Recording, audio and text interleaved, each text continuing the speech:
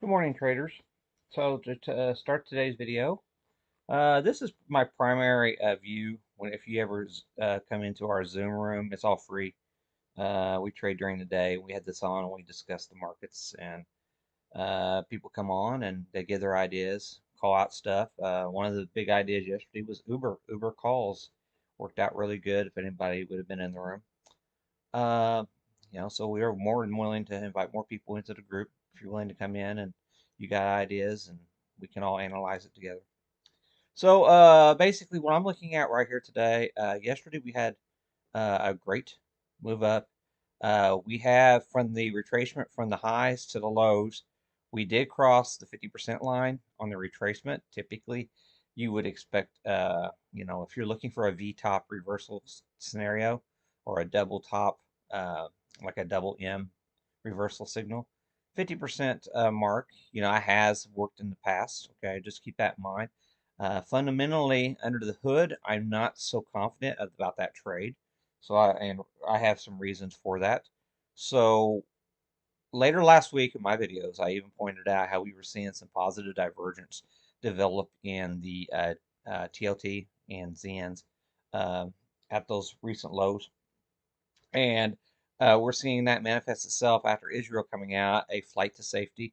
They call it the flight to safety into the bonds, but actually it's probably a lack of selling interest in the bond market that's helping fuel this rally in the bond market, because it was a very crowded trade. So it just makes sense with what's going on that traders are going to want to close out their short positions and effectively drive the bond prices higher and yields lower.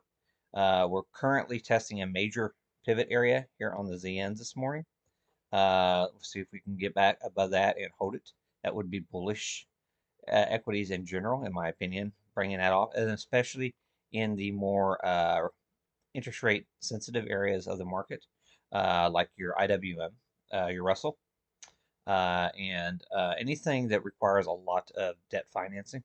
I think this is actually could be very constructive for Tesla because they very expensive vehicles. It's all done with financing, and also solar names. Solar names are 100% finance driven, uh, and even like Boeing. Boeing's another one to think about.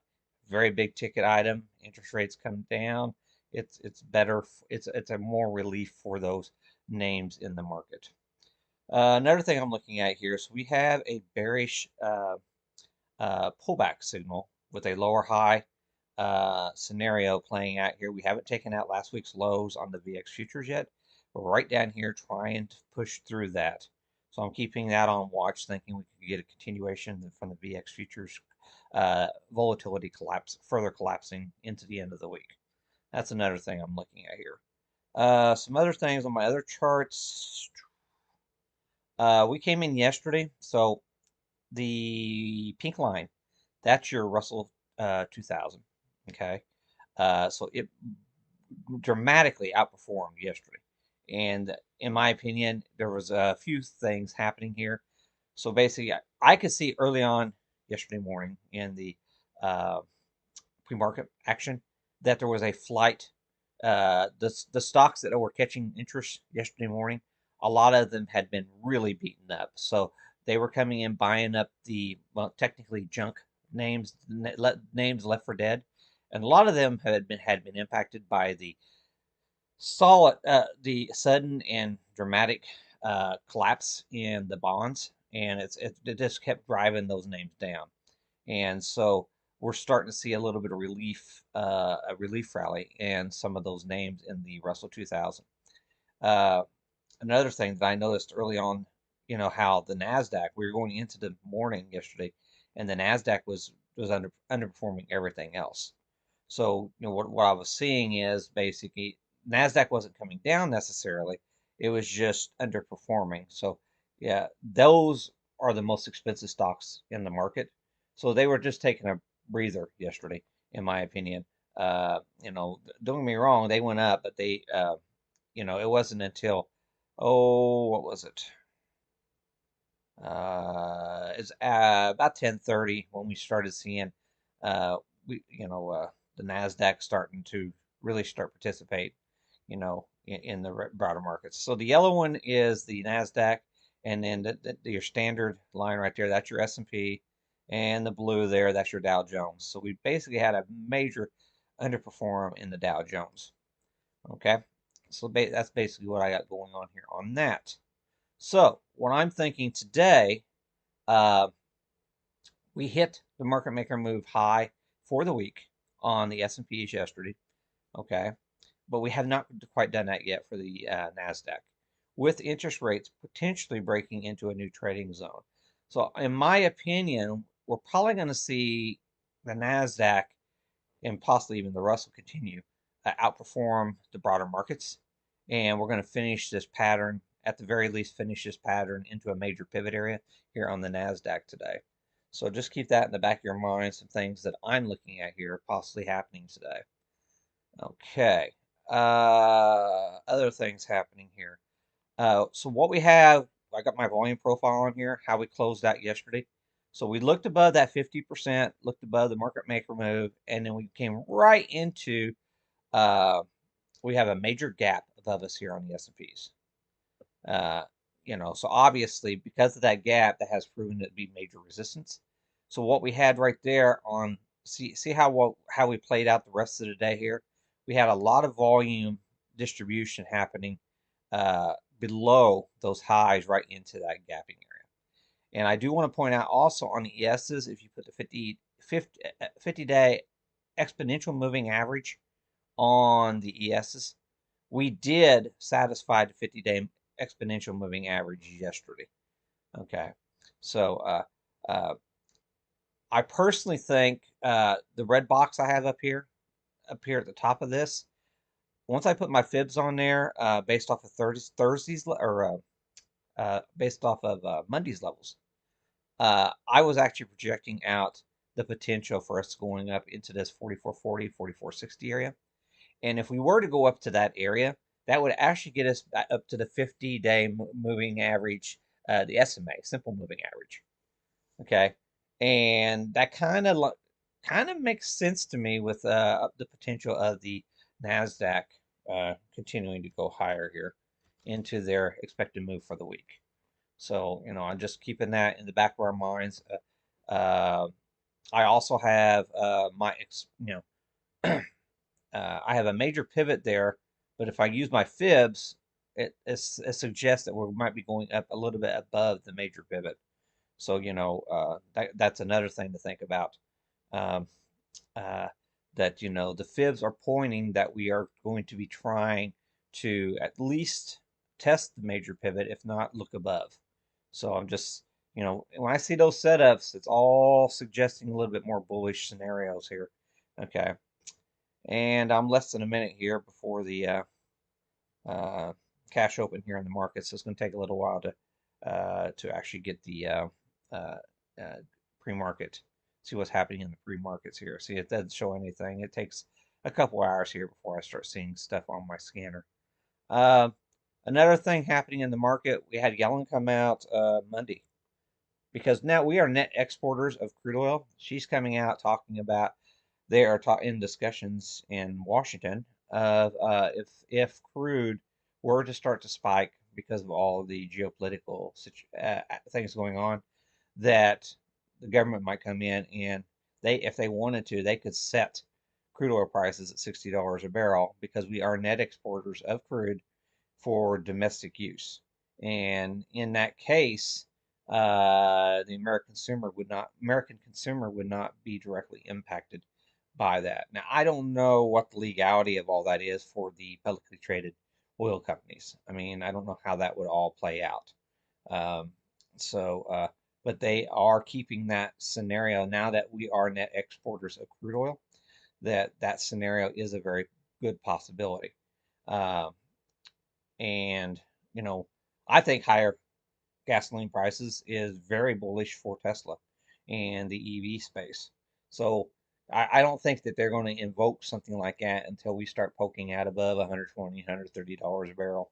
But it's something that's quite likely to happen if we do start seeing a major escalation in the crude space. So it sort of keeps the speculators out of the crude oil because they don't want to be caught with press coming in and uh, you know uh, with some sort of press release that would devastate their long position in crude oil. I think that's why so far we're being quite suppressed. Okay, and I want to point out that 50 years ago when this happened in Israel, it was $8 a barrel for crude whenever it first started, and it went up to $85 a barrel by the time the ending of the Israeli crisis 50 years ago.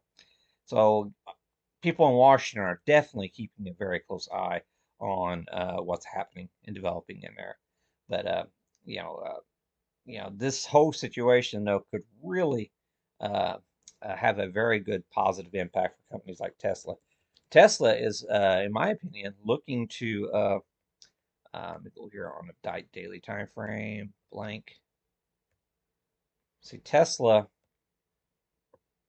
is potentially breaking out, in my opinion, breaking out of a trading zone. We closed above it yesterday. Uh, we're opening higher than the closing price as we speak right now. We're right at Friday's close. There is a lot of potential here that we could be setting up for a move back up into the 290, $300 range here on Tesla. So I'm definitely keeping this one on a hot watch here with what's going on in the broader markets. Okay. Some other things happening this week. We do have Delta reporting this week. Airlines have just been decimated since last quarter, absolutely decimated. So we did start one of the strongest sectors yesterday in the market was the XAL, I think that's what it is, XAL. Yeah, AMAX Airline Index.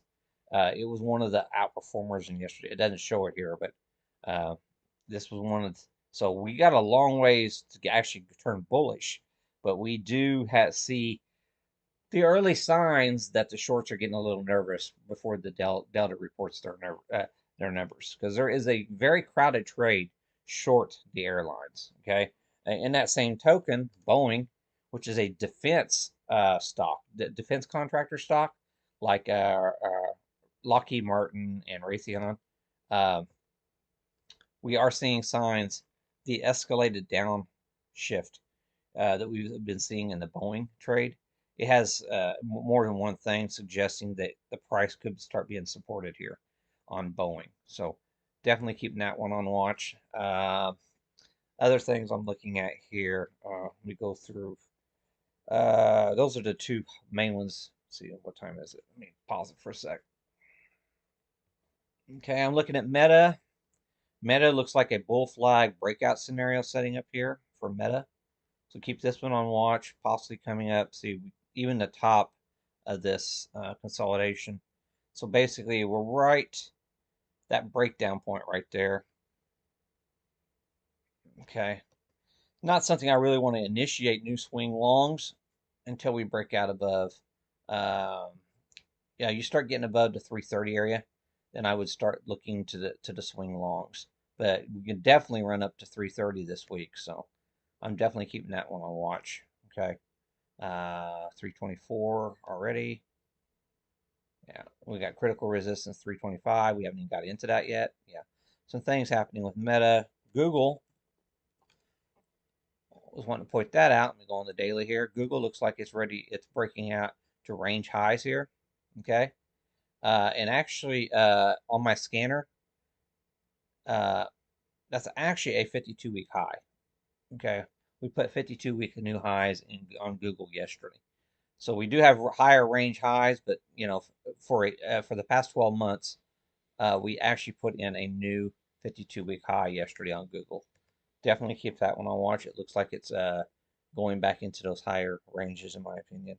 Other things I'm looking at here, Apple and Microsoft still have plenty of room to squeeze if they want to. I'm not saying we're into critical resistance right here on the Apple with a gap above us. So really, it looks like it's consolidating in the zone right here to me. It looks like it's going to need more time to play out on Apple, Microsoft. Uh, so for the past 3 years, there has been a point of control up in this area up here. So in my opinion, it's a magnet coming up into around this 340 area here. 335, 340 area. It seems to be a magnet area. Uh, but we're in this downtrend. We have to prove a breakout of this downtrend, which we have not done so far. But it does seem to me, if the markets want to continue higher, that that's something that can happen. Nvidia, very strong pattern.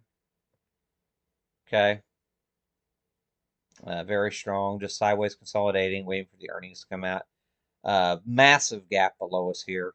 Uh, but if interest rates are coming off and continue to come off, which I don't know if they will, uh, coming down to this gap it might be on hold for a while. Okay. Other things I want to look at. Lilly is just a beast, absolute beast. What's going on with Lilly? So I'm really going to be interested to see what happens when earnings comes up on Lilly. Okay. Another thing happening this week, very important. United Healthcare. It's the heaviest weighting on the Dow Jones. Okay. Just remember that we have the heaviest weighter on the Dow Jones reporting this week, United Healthcare. So I'm really going to be focused in on how the price is going to react. Uh, so basically, it had one hell of a squeeze last quarter to the upside, which we are continuing here. So that could be something to think about going into next quarter as well.